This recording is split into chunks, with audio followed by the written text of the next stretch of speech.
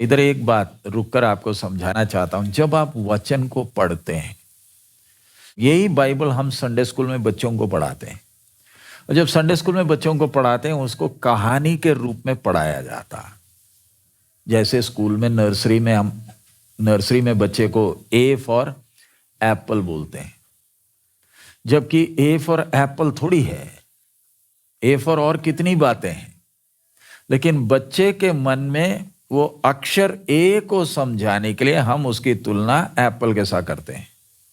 बेटा ये देखा ये एप्पल, हाँ ए फॉर एप्पल।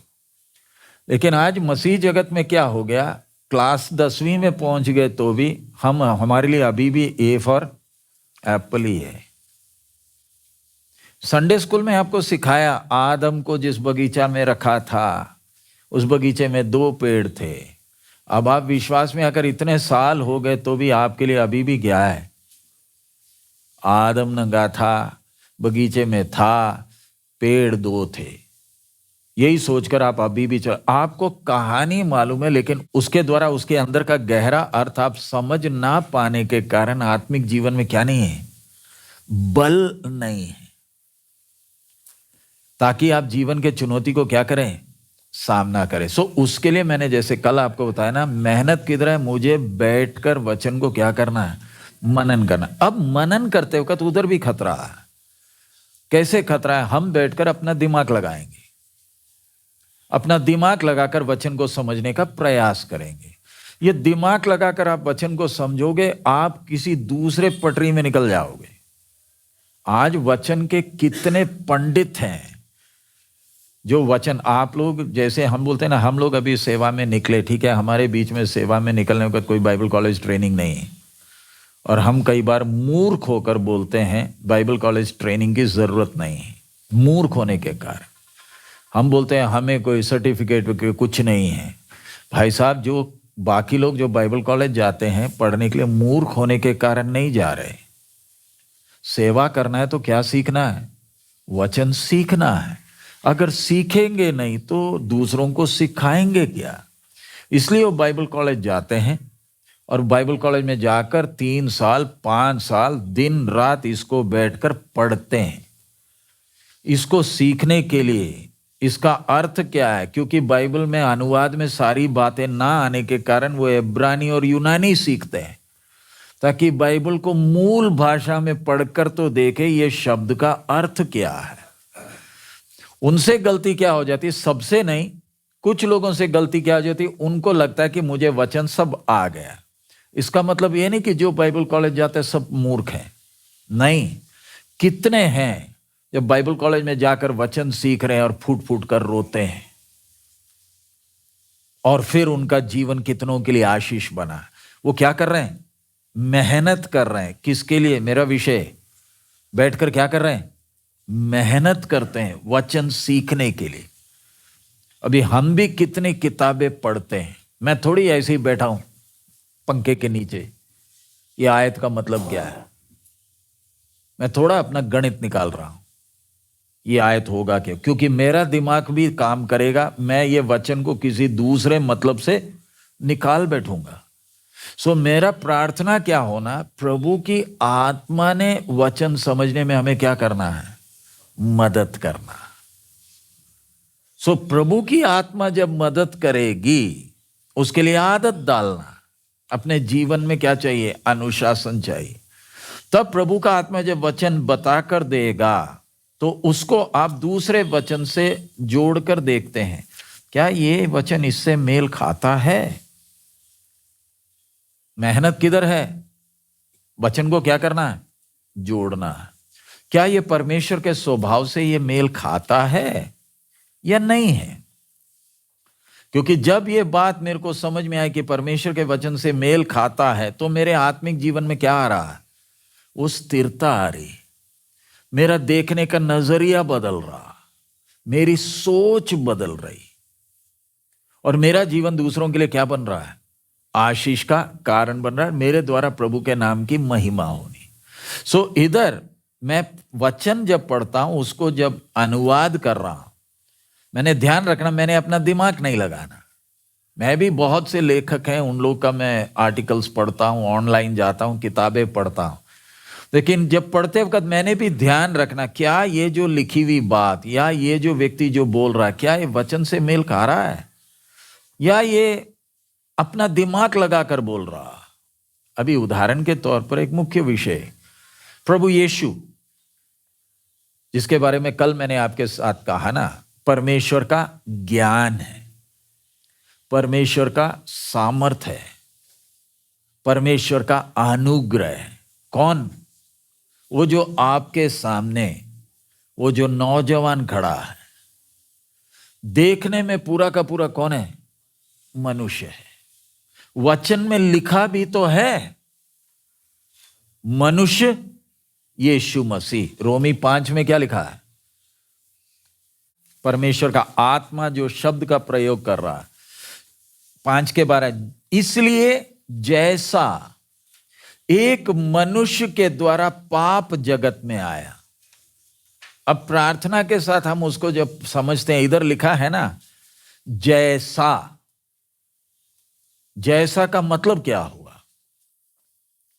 जैसे एक मनुष्य के द्वारा क्या आया, वैसे ही एक मनुष्य के द्वारा क्या भी आ रहा? जीवन भी आ रहा। तो मेरा विषय वो आदम, वो आखिरी आदम को देख लें। प्रभु यीशु को जब हम देखते हैं, वचन मनन करते हैं, उस एक आदमी को जब हम देख रहे हैं, बाहर से देखने में पूरा का पूरा कौन है? 100% कौन है? आदम, मनुष्य है, बिल्कुल हमारी तरह। अगर ईश्वरत्व इस मनुष्यत्व के साथ मिली है तो फिर ये कौन नहीं है? 100% कौन नहीं है? मनुष्य नहीं। ईश्वरत्व बिल्कुल अलग है। अब प्रभु यीशु को जब आप ध्यान देते हैं, आप लोग जो ऑनलाइन भी सुन रहे हैं, ध्यान रखना, आपके सामने जो खड़ा है ये कई बार इंसान की तरह बात कर रहा है, कई बार त्रिएक में पुत्र की तरह बात करता है, और कई बार परमेश्वर की तरह बात कर रहा है। कई बार परमेश्वर बात कर रहा है, कई बार पुत्र बात कर रहा है, और कई बार कौन? मनुष्य बात कर रहा है। इसलिए ना कई चेले प्रभु यीशु को छोड़कर क्या किए? चले गए, क्योंकि उनको समझ में नहीं आ रहा बोल क्या रहा। अब एक का बाप मर गया, वह अनुमति मांगा, क्या मैं अपने पिता को, मरे हुए को दफन करेंगे? तो ये आदमी को लगा क्या होगा भाई, क्या इसको भावना नहीं है? मेरा बाप मर गया, मुझे जाने क्यों नहीं दे रहा? इसकी बातें कठिन क्यों है? क्योंकि है कौन? परमेश्वर स्वयं। ये नहीं कि पिता स्वर्ग में तो पुत्र इधर है, सामने बैठा हुआ कौन? परमेश्वर। इसलिए ना प्रभु यीशु के पीछे जब सेवा कर रहा है, यहूदिया से, कफरनहूम या गलीली के इलाके में यहूदिया से पंडित आए हैं, फरीसी है, सदूकी है, शास्त्री है। कौन कौन? फरीसी, सदूकी और कौन है? शास्त्री भी आए। व्यवस्था के पंडित बैठे हैं सामने। क्यों? उन तक बात पहुंची है कि नाजरत का ये तरखान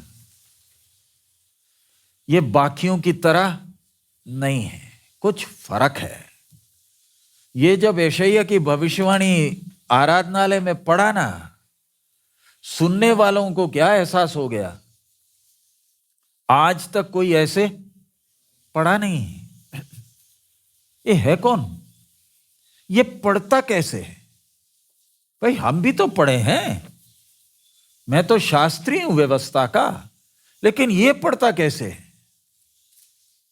यशायाह का भविष्यवाणी ना पढ़ा है, क्योंकि आभास नहीं हो रहा सामने जो बैठा ये कौन है। इससे पहले कि अब्राहम था, मैं हूं। था नहीं, मैं हूं। हे स्त्री, मुझे तुझसे क्या काम? सोचकर देखिए, बोल क्या रहा है? अभी उदाहरण के तौर पर हम लोग अभी सेवकाई में होने वक्त आप प्रभु के दास दासियों को भी मालूम है, जिसके अंदर दुष्शक्ति है ना, उसकी आंख देखकर ही हमें आइडिया लग जाता है।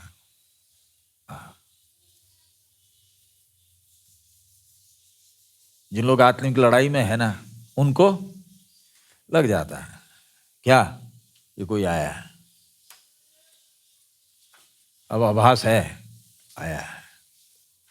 और आत्मा में परखने का वरदान है तो आपको तुरंत मालूम भी चल जाएगा ये आया कौन है। ये मैं सिर्फ एक उदाहरण बोल रहा हूं। ऐसे है तो निकोदेमस रात को छुप छुप कर क्या करता था? आता था ना। क्यों? उसे क्या लगा? कुछ भनक लगा। पतरस की तरह नहीं है नथानिएल। नथानिएल की तरह कौन नहीं है? फिलिपुस नहीं। पेड़ के नीचे बैठा था ना, एक मनन कर रहा है ना। क्या नाजरत से कोई अच्छी वस्तु? कुछ समझ में आ रहा? यीशु के साथ जो चेले थे 12, 12 के 12 12 हैं, एक जैसे नहीं है। मैं इतना सब क्यों बोल रहा? काश मैं अगर थोड़ा सा समय निकाल कर बैठूं ये सबसे हटकर, और ये जो जीवते परमेश्वर का वचन है इसको अगर मैं थोड़ा सा मनन करूं, मेरी सोच, मेरा सारा कुछ क्या हो जाएगा? बदल जाएगा। तो इधर जब आप यीशु को देखते हैं, दिमाग लगाओगे नहीं समझ में आएगा। पिलातुस उसके सामने खड़ा है, परिस्थिति को देखिए। पिलातुस उसकी पत्नी ने पर्ची भेजा है ना, तेरे सामने जो खड़ा है ये कौन है? रात को इसके कारण मैं क्या हुई हूं। लेकिन पिलातुस को मुझे तेरे को छोड़ने का भी अधिकार है। तो प्रभु यीशु जो सामने खड़ा है, सो प्रभु यीशु को पहचानना आप अपने दिमाग से पहचानने का कोशिश करोगे नहीं समझ में आएगा। आज ज्यादातर लोग प्रभु यीशु के पीछे क्यों चल रहे हैं? क्योंकि उसने जो किया उसके कारण चल रहे हैं। वो कौन है अभी तक क्या नहीं हुआ, समझ में नहीं आया। सो मेरे मसीह जीवन में वो स्थिरता आनी है तो मैंने पहचानना वो कौन। लेकिन अब कितना भी बोलोगे, दिमाग लगाओगे, आपको पहचान नहीं आएगा। ये प्रभु की आत्मा ने आपके हृदय में क्या डालना? वो प्रकाश डालना कि ये मेरे सामने, ये परमेश्वर का ज्ञान कैसे। अब यशायाह 53 में लिखा ना, परमेश्वर का भुज बल। निकाल लीजिए। इसी के साथ होने के कारण मैं सिर्फ ये बात आपको समझाने के लिए मैं ये विषय लिया हूं। यशायाह 53 उसका 1 से पढ़ रहे हैं।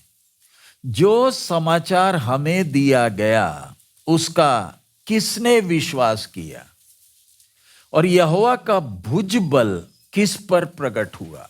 ये आपके एग्जाम में भी सवाल आया ना, भुज बल। देखने में आगे नीचे पढ़िए ना, उसके लिखा क्योंकि वह उनके सामने अंकुर के समान और ऐसे जड़ के समान हुआ जो निर्जल भूमि में फूट निकले। बस इतना रुककर आप सोचिए, अंकुर के समान। अभी देखिए ना, अगला एक और बात बोल रहा हूं, आप लोग कॉपी में तो लिख लिए। ये विषय, ये जो मैं अभी ले रहा हूं ना, ये विषय के साथ जुड़ा ही नहीं है, ये बात ही अलग है। आप नोट्स बनाओगे, आप उसमें भी क्या जोड़ोगे? विषय वाचा है और अपने नोट्स में लिखा क्या है? यशायाह 53 का 1। कुछ समझ में आ रहा है आपको? यशायाह 53 का 1 को विषय से कोई लेना देना, मैं विषय से बाहर हूं, लेकिन आप उसको किस में लिख रहे हो? जाना था बॉम्बे, भोपाल से निकले, इंदौर पहुंचे तो इंदौर में बोर्ड देखा, रोड इधर को जा रहा है, आप वो रोड लेकर चले गए। बाद में मालूम चला ना ये तो नागपुर पहुंचे। जाना किधर था? इसलिए ध्यान से आप जब नोट्स भी लिखते हैं ना, ध्यान रखें विषय से बाहर मत जाए, नहीं तो आपने है ना ये बना दोगे जैसे सांभर बनता है या हमारे इधर ये जो खिचड़ी बनती है ना, आलू भी, बैंगन भी, लौकी भी, गाजर भी, सब जय मसीह की, सब उसी के अंदर, बाद में मालूम ही नहीं चलता ये है क्या। सो इधर मेरा विषय ध्यान से आप समझिए, अंकुर की नाई। अंकुर का नाई का मतलब क्या है? अंकुर क्या है? कितना कमजोर है, कितना नाजुक है। इधर लिखा है ना, कैसे कैसे आया वह उसके सामने अंकुर के समान, यानी वो जो बच्चा हाथ में मरियम ने लिया, या वो जो बच्चा मरियम के गर्भ में है, कितना नाजुक है। देखने में नाजुक है, लेकिन असली में ये कौन है? सारी सृष्टि को उठाने वाला। हम क्रूस के ऊपर यीशु को देखते हैं, मैं इसलिए दोबारा बोलता हूं, हम उसके कामों को देख रहे हैं, लेकिन क्या पहचान में आया वो है कौन? सो ये समझना है तो प्रचार सुनने से नहीं समझ में आएगा, नहीं। आपको क्या करना पड़ेगा? प्रार्थना के साथ आपके जीवन में पहली बात आपकी सोच क्या होनी? सबसे मेरे द्वारा केवल और केवल परमेश्वर की महिमा। ये मैंने अंदर संकल्प लेना है, जो भी हो किसकी महिमा? मैं जब अकेले बैठा हूं, जब सब कुछ ठीक है, तब भी अंदर का प्रार्थना क्या है? प्रभु केवल तेरी महिमा, मुझे कोई ना देखे। ये आपके जहन के अंदर, ये आपके खून के अंदर घुल जाना चाहिए। मुझे बेशक नुकसान उठाना पड़े, मुझे कितना भी कीमत देना पड़े, प्रभु मुझे कोई ना देखे, केवल तेरी ही महिमा हो। अब ये तो आपने फैसला कर लिया, अब आगे है यत्न जो करना। सिर्फ प्रार्थना करने से काम नहीं चलेगा। ठीक है, आपने तय तो कर लिया मैंने प्रभु की महिमा के लिए जीना है, लेकिन अब अगला किधर है? क्या करना है? मैंने यत्न करना। यत्न में क्या है? मेहनत है। मेहनत कैसे? वचन सुना, बैठा, और उस वचन को मैं क्या दे रहा हूं? मैं ध्यान दे रहा हूं, ये वचन है क्या, प्रभु बोल क्या रहा। शांत जब बैठोगे, दोबारा कह रहा हूं, इसको बंद करके रखना। कोई भी बुलाए, हाँ, परमेश्वर देखता है, ये भी देखता है।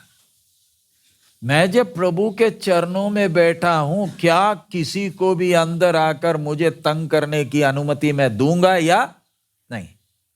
परमेश्वर देखता है। मैं पहले भी बता चुका हूं, ये फोन के भी कुछ मर्यादाएं हैं। आप किसी को मिलने जाते हो ना, ये फोन को ऑफ कर कर उल्टा रखना। आप इस फोन को ऑन कर कर ऐसे रखे हो और बीच बीच में देख रहे हो, आप सामने वाले का क्या कर रहे हो? अपमान कर रहे हो। सो मेरा विषय, जब आप सब चीजों से हटकर अकेले बैठे, ये इतना आसान नहीं है। ये नहीं कि आप बैठ गए तो अचानक प्रभु आवाज आने लगेगी, कुछ नहीं। संघर्ष है, बहुत संघर्ष है, कीमत देना पड़ता है। प्रभु इस वचन का मतलब क्या है? इधर लिखा क्या है? अब हीरा इतना महंगा क्यों है? क्योंकि कितना खोदने के बाद बोरी भरकर नहीं मिलता। कितना? एक। कितना खोदने के बाद, इसलिए वो इतना, अगर नीचे से बोरी भरकर मिलने लगे तो कल तो इसका दाम तो एकदम गिर जाए। सो जब आप अकेले बैठे, तब प्रभु की आत्मा प्रकाश डालता है। वो क्या है? इसलिए ना, आप इसी के साथ एक आयत भी पढ़ लीजिए, एफेसी 1:15 से। इस कारण मैं भी उस विश्वास का समाचार सुनकर जो तुम लोगों में प्रभु यीशु पर है और सब पवित्र लोगों पर प्रकट है, तुम्हारे लिए धन्यवाद करना नहीं छोड़ता और अपनी प्रार्थनाओं में तुम्हें स्मरण किए करता हूं। ध्यान से इधर देखिए क्या लिखा है, कि हमारे प्रभु यीशु मसीह का परमेश्वर जो महिमा का पिता है तुम्हें अपनी पहचान में ज्ञान और प्रकाश की आत्मा दे, कौमा, और तुम्हारे मन की आंखें ज्योतिर्मय हों कि तुम जान लो कि उसकी बुलाहट की आशा क्या है और पवित्र लोगों में उसकी मीरास की महिमा का धन क्या है और उसकी सामर्थ्य हम में जो विश्वास करते हैं कितनी महान है, उसकी शक्ति के प्रभाव के उस कार्य के अनुसार जो उसने मसीह में किया कि उसके मरे हुओं में से जिलाकर स्वर्गीय स्थानों में अपने दाहिने और सब प्रकार की प्रधानता और अधिकार और सामर्थ्य और प्रभुता के और हर एक नाम के ऊपर जो ना केवल इस लोक में पर आने वाले लोक में भी लिया जाएगा बैठाया और सब कुछ उसके पांवों तले कर दिया और उसे सब वस्तुओं पर शिरोमणि ठहराकर कलीसिया को दे दिया। ये उसकी देह है और उसी की परिपूर्णता है जो सब में सब कुछ पूर्ण करता है। पढ़ लिया? कुछ समझ में आया? सच बोलना, पढ़ तो लिया 15 से लेकर 23 तक। कुछ समझ आया? रुक कर सोचो ना, ये नया नियम है, ये प्रकाशित वाक्य नहीं और आपको कोई समझाने वाला नहीं। आपने खुद बैठकर क्या करना, समझना। ये समझेंगे कैसे? इसलिए ना इधर लिखा है तुम्हारे मन की आंखें ज्योतिर्मय हो, यानी मेरी इन आंखों को परमेश्वर ने वो प्रकाश डालना कि वो जो लिखा क्या है उसके पीछे का अर्थ समझ में आए। मेरा विषय यीशु, आखिरी आदम, ईश्वरत्व और मनुष्यत्व दोनों एक में। ये परमेश्वर का कैसा ज्ञान है, ये परमेश्वर का सामर्थना है। यहूदियों के लिए ये कौन बना? ठोकर का कारण बना। अच्छे पंडित बैठे हैं जिनके पास व्यवस्था है, और जैसे आपने देखा ना पौलुस ने 3 दिन जब अंधा था, उसी ने ना बाद में प्रभु की आत्मा ने 14 पत्रियां किससे लिखवाई। अब जब आंख खुल गई, ये पौलुस में जो बदलाव आया, साउल में क्या आ गया? बदलाव आ गया। जो कलीसिया को सताता था वो इतना कैसे बदल गया, वो कैसे अन्य जाति में गया, जबकि साथ के बैठे हुए प्रेरित जो यीशु के साथ थे ना, उन्होंने क्या बोला? अन्य जातियों का क्या कराना? खतना कराना है। पौलुस क्या बोलता है? क्यों? अब कल मैंने सवाल पूछा ना, असली यहूदी है कौन? अब मुझे नहीं मालूम आप लोगों ने जवाब क्या लिखा। ज्यादातर यही लिखा होगा ना, जो व्यवस्था को मानकर चलता है, यही लिखा होगा। असली यहूदी है कौन? सो मेरा विषय पौलुस, उसको समझ के आया, उसको परमेश्वर ने बोला क्या है।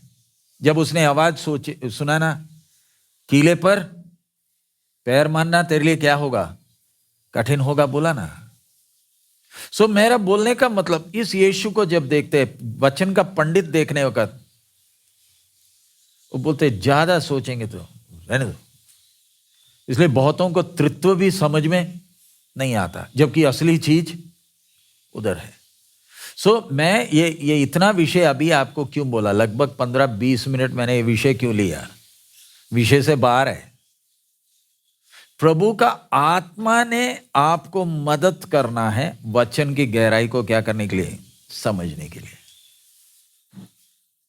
कुछ समझ में आया? अभी उदाहरण, अभी स्कूल के बच्चे स्कूल में पढ़ाई कर रहे हैं ना, इनके हालत देख लो, रट रहे हैं। क्यों? इनका लक्ष्य वैज्ञानिक बनना नहीं है, लक्ष्य क्या है? पास होना। अगर मन लगाकर ये बैठकर उसको पढ़ने लगे तो ये तो क्या बन जाएगा? वैज्ञानिक बन जाएगा। लेकिन हम पढ़ क्यों रहे हैं? कैसे ना कैसे पास होना, समझ आए ना आए, नहीं समझ में है ना, रट डालो।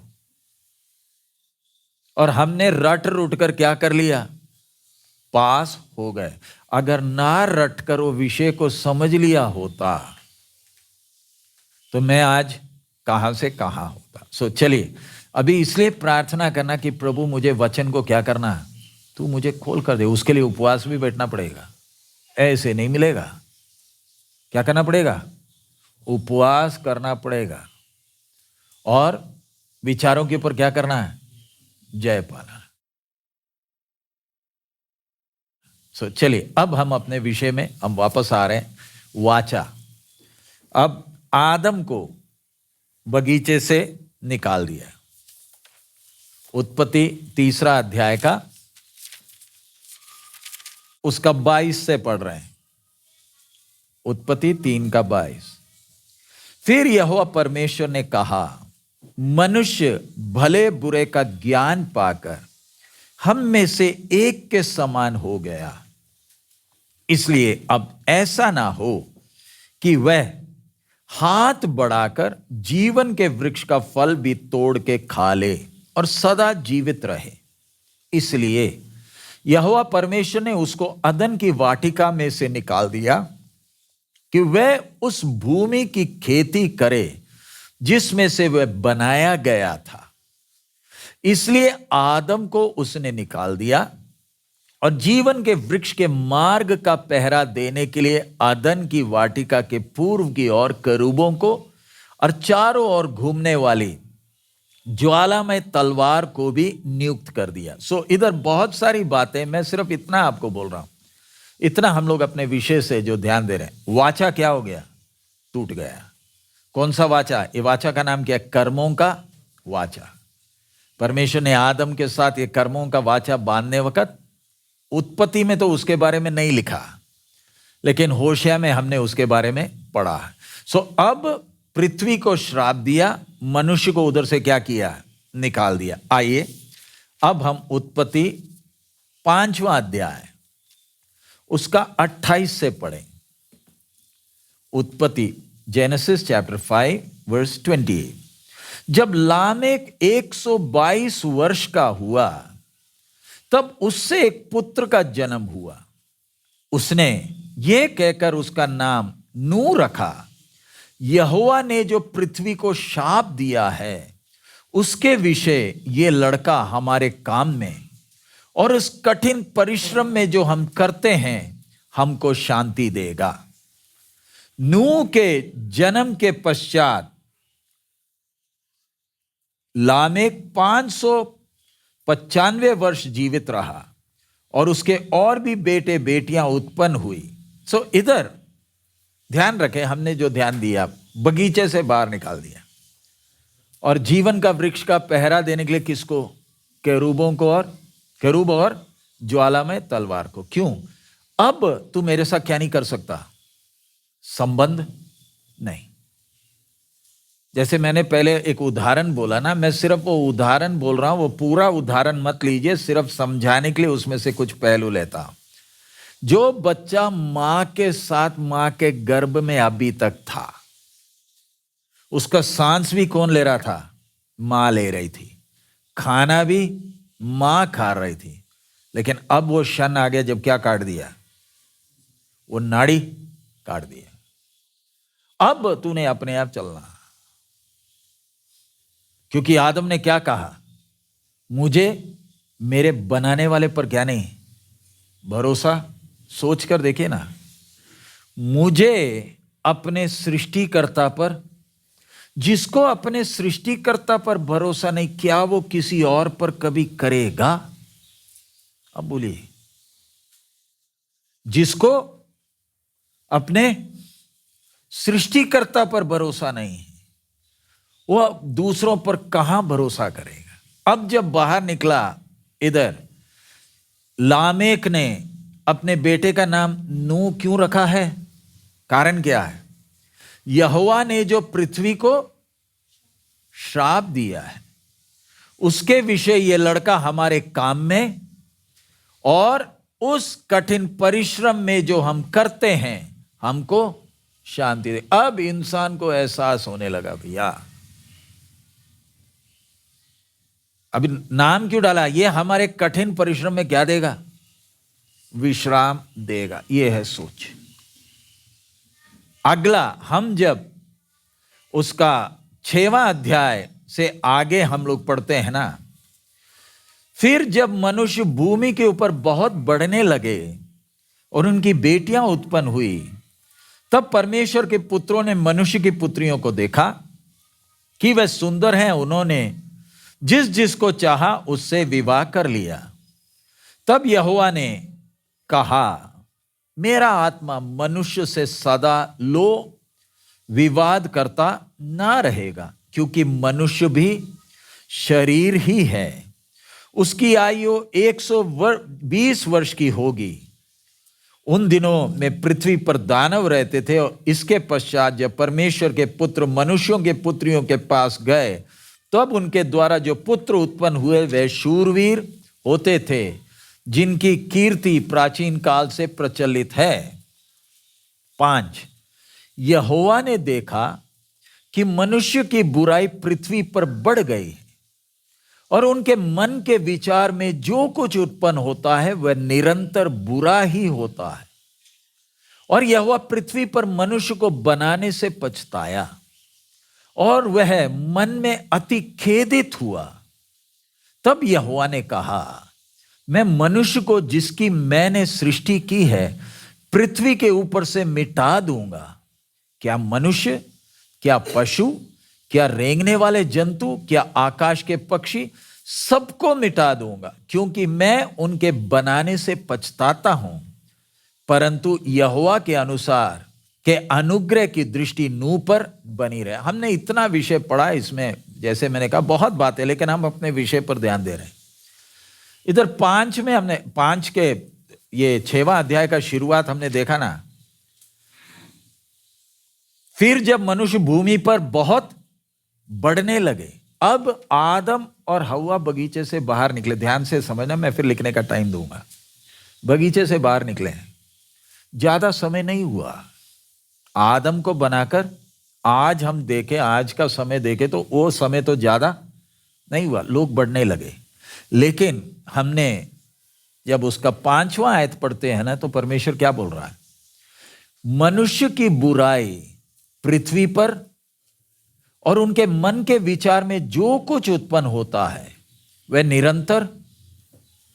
परमेश्वर जब अपनी सृष्टि को देख रहा, वाचा तोड़ा, परमेश्वर के बातों पर विश्वास नहीं, और कितनी जल्दी से इंसान की हालत क्या होते जा रही, बदतर होते जा रही।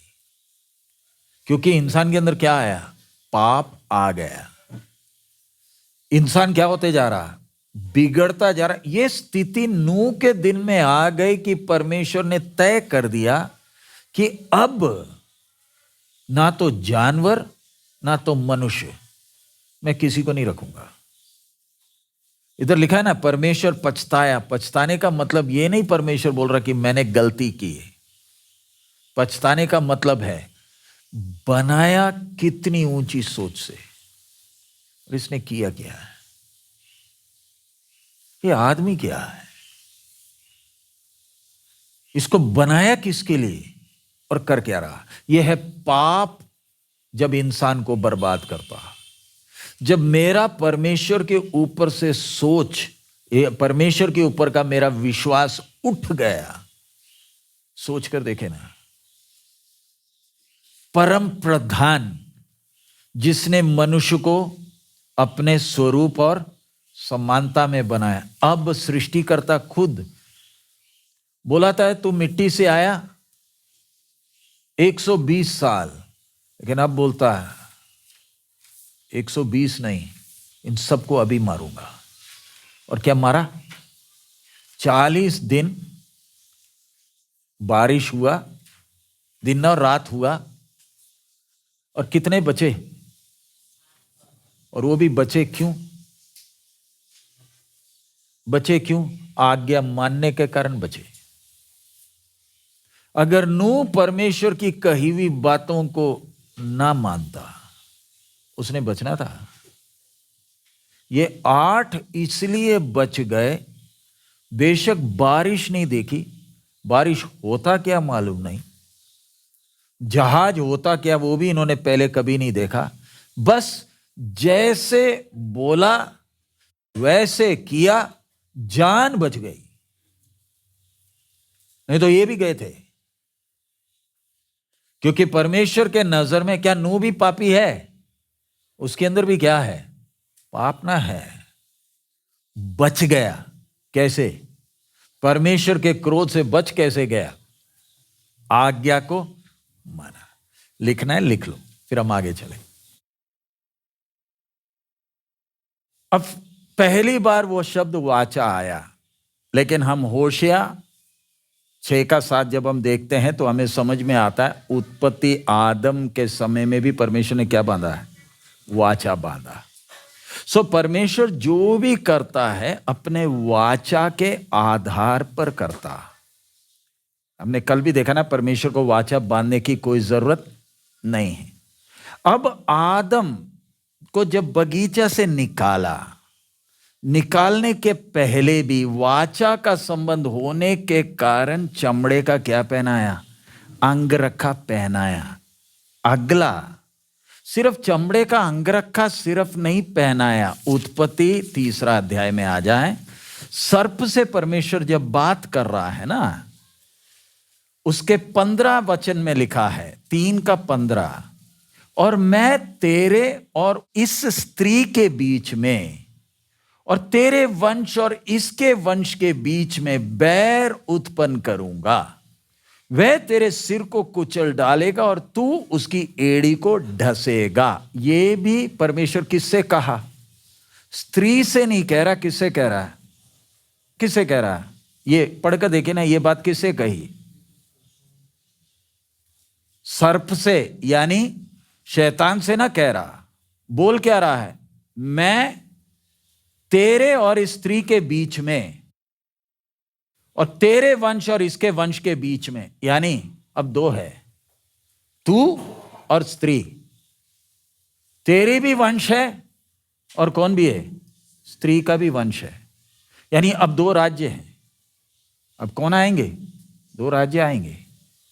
एक जो अंधकार का राज्य है, लेकिन इस अंधकार के राज्य में रहते वक्त भी कुछ लोग कौन से राज्य में होंगे? परमेश्वर के राज्य में भी होंगे। कुछ समझ में आ रहा है? वो है स्त्री का वंश। अब इन दोनों के बीच में क्या होगा? बैर उत्पन्न होगी। और इधर वायदा है ना, कौन आएगा? स्त्री का संतान आएगा। बेशक उसके पैर को तू क्या करेगा? तू उसकी एड़ी को ढसेगा का मतलब उसको जख्म जरूर होगा। ये प्रभु यीशु के मृत्यु को बता रहा। जख्म जरूर होगा, लेकिन वो तेरे सिर को क्या करेगा? कुचलेगा। ये किसके बारे में? मसीह यीशु के बारे में। सो मेरा इधर विषय आपका ध्यान में जो लाना चाहता हूं, पहल कौन कर रहा है? परमेश्वर। वाचा तोड़ा तो भी बात उधर खत्म नहीं है, क्योंकि मनुष्य को किसके लिए बनाया? अनंत काल के लिए। सो आप और मैं इधर रुककर समझ लेना, हम चाहे जो मर्जी कर ले, परमेश्वर की योजना को हम क्या नहीं कर सकते? टाल नहीं सकते। कोई रोड़ा आज तक अटका नहीं पाया। जब ये बात को हम समझते हैं तो हमारा आत्मिक जीवन और क्या हो जाता है? बलवंत हो जाए। इधर भी शैतान आया, ठीक है, लेकिन परमेश्वर का प्रोग्राम को क्या नहीं कर पाएगा? रोक नहीं पाएगा। वायदा दिया, चमड़े का अंगरखा दिया, आदमी को बाहर भेजा, और बाहर भेजने के बाद भी मनुष्य को अब वाचा से कोई मतलब नहीं। वो अपने ऐश के लिए जी रहा, पाप बढ़ रहा है। लेकिन परमेश्वर नूह से बोलता, मैं तेरे से क्या बनूंगा? फिर वाचा बांधूंगा। क्यों वाचा बांध रहा?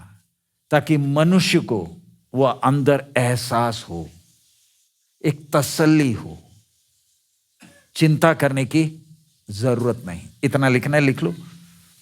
कहानी मत लिखिए, नोट्स लिखने को सिर्फ लिखिए वो वायदा, वाचा, चमड़ा का अंगरखा, उसके बाद स्त्री का संतान, बस इतनी बातें लिखो। बाद में कमरे में जाकर बैठकर उसको विस्तार से लिखना। अभी आदम के साथ जो वाचा बांधा सिर्फ किसके साथ नहीं है? आदम के साथ नहीं, पूरा मानव जाति के साथ है। आदम वो सबके लिए कौन है? प्रतिनिधि के तौर पर खड़ा।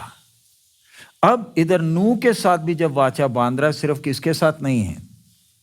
नूह के साथ अकेला नहीं, लेकिन किस किस के साथ है? पढ़िए 9 का 9। सुनो, मैं तुम्हारे साथ और तुम्हारे पश्चात जो तुम्हारे वंश होंगे उसके साथ भी वाचा बांधता हूं, और सब जीवित प्राणियों से भी जो तुम्हारे संग है, क्या पक्षी, क्या घरेलू पशु, क्या पृथ्वी के सब बनेले पशु, पृथ्वी के जितने जीव जंतु जहाज से निकले हैं। और मैं तुम्हारे साथ अपनी ये वाचा बांधता हूं कि सब प्राणी फिर जल प्रलय से नष्ट ना होंगे, और पृथ्वी का नाश करने के लिए फिर जल प्रलय ना होगा। ये परमेश्वर ने क्या बांधा है? किस किस से? नूह से, नूह के वंश से, सारे जीव जंतुओं से, यानी पृथ्वी से परमेश्वर क्या बांध रहा? क्यों बांध रहा?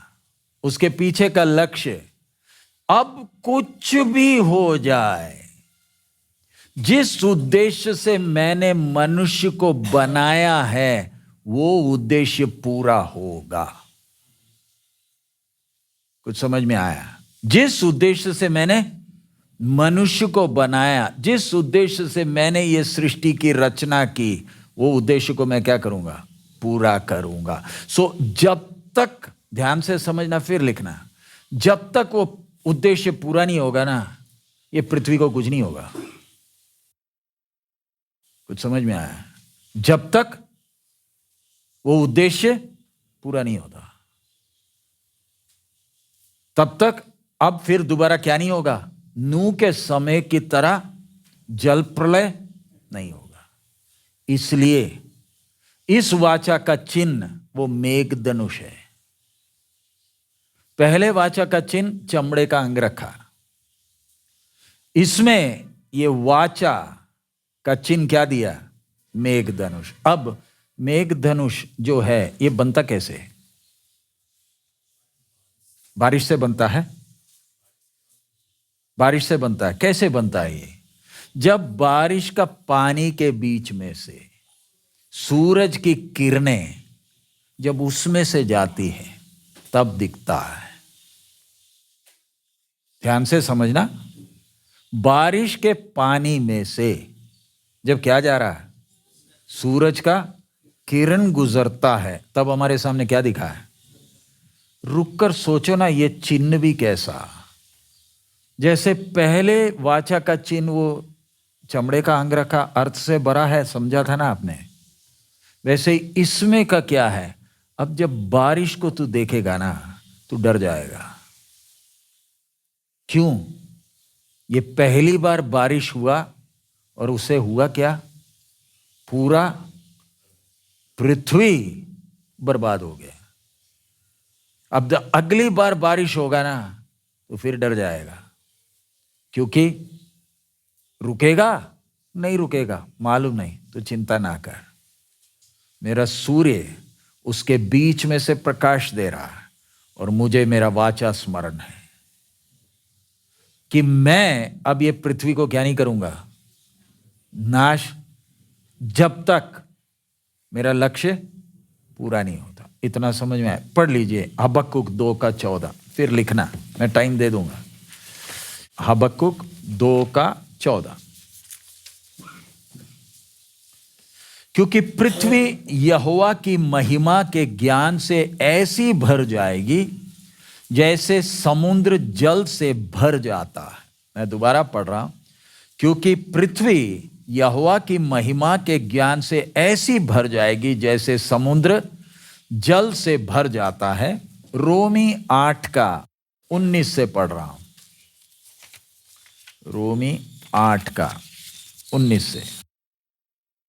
क्योंकि सृष्टि बड़ी आशा भरी दृष्टि से परमेश्वर के पुत्रों के प्रकट होने की बाट जो रही है, क्योंकि सृष्टि अपनी इच्छा से नहीं पर अधीन करने वाले की ओर से व्यर्थता के अधीन इस आशा से की गई कि सृष्टि भी आप ही विनाश के दासत्व से छुटकारा पाकर परमेश्वर के संतानों की महिमा की स्वतंत्रता प्राप्त करेगी।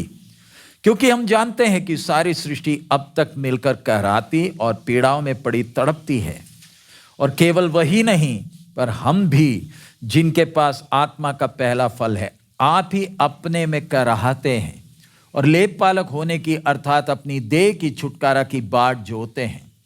इस आशा के द्वारा हमारा उद्धार हुआ है। परंतु जिस वस्तु की आशा की जाती है, जब वह देखने में आए तो फिर आशा कहाँ रही?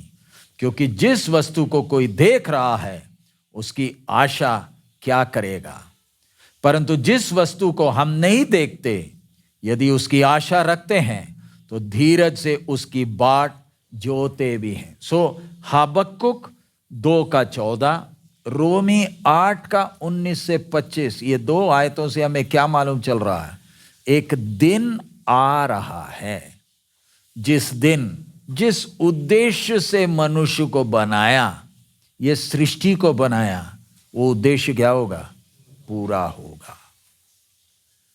आदम नूह के समय सबको क्या कर दिया? पाप बढ़ने के कारण सबको क्या किया? नाश किया। पृथ्वी को भी नाश किया। पृथ्वी को नाश मतलब पृथ्वी में जितने भी जीव जंतु सब थे, सबको नाश किया। फिर दोबारा प्रभु अपना काम कर रहा है। तो आपने ये लिख लिया, तो मैं अभी आपको ब्रेक दे देता हूं। ब्रेक के समय आप लोग एक काम करना, आपको एक काम है। आदम के साथ बांधा हुआ वाचा और नूह के साथ के वाचा में फर्क क्या है, ये सोचकर मनन कर कर आप 12 बजे आप आ जाइए। आदम के साथ बांधा हुआ वाचा और नूह के साथ के वाचा में फर्क क्या है, सोचकर मनन कर कर 12 बजे ठीक क्लास अगला हम शुरू करेंगे। तब तक के लिए ब्रेक है। प्रार्थना करते हैं। सर्वशक्तिमान प्रभु, जैसे जैसे हम वचन सीख रहे हैं, प्रभु बहुत गहरा है। जब हम गहरा बोलते प्रभु, आपका ज्ञान, आपकी समझ, प्रभु आप अगर हमें मदद ना करें, ये तो हमारे लिए सिर्फ कहानी रह गई। प्रभु विनती करते हैं, हम एक एक आपके वचन की गहराइयों को समझें और हमारे व्यक्तिगत जीवन में वो स्थिरता आ जाए, आपकी योजना को हम समझ पाए, ताकि हमारे द्वारा आपकी महिमा हो सके। जो लोग ऑनलाइन बैठे हैं और जो लोग इधर बैठे हैं, बच्चे, नौजवान, सब पर तेरी आशीष यीशु मसीह के नाम से मांगते हैं, आमीन।